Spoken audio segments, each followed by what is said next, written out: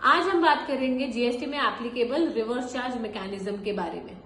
Generally GST supplier पे करता है, लेकिन आरसीएम के केस में रेसिपिएंट यानी कि जीएसटी रजिस्टर्ड एंटिटी को जीएसटी पे करना पड़ता है।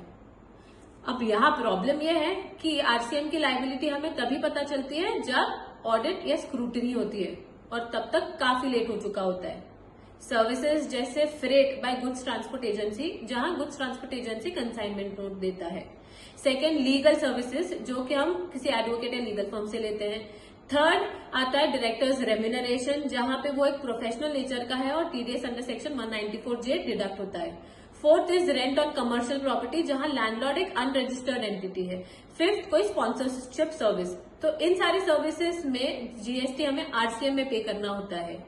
अब टेक्निकली बात करें तो आरसीएम में अगर आपने जीएसटी लेट भी पे किया है तो आपको उसको क्रेडिट मिलता है, that is input tax credit मिलता है।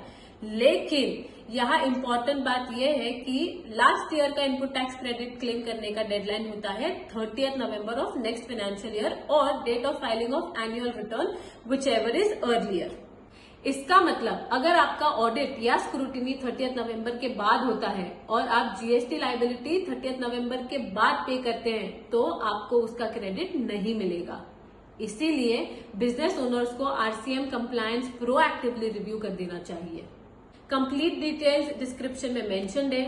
फॉलो करें और शेयर करें जिन लोगों के लिए ये इन्फॉर्मेशन जरूरी है, और ऐसे ही इंपॉर्टेंट इन्फॉर्मेशन के लिए फॉलो करें।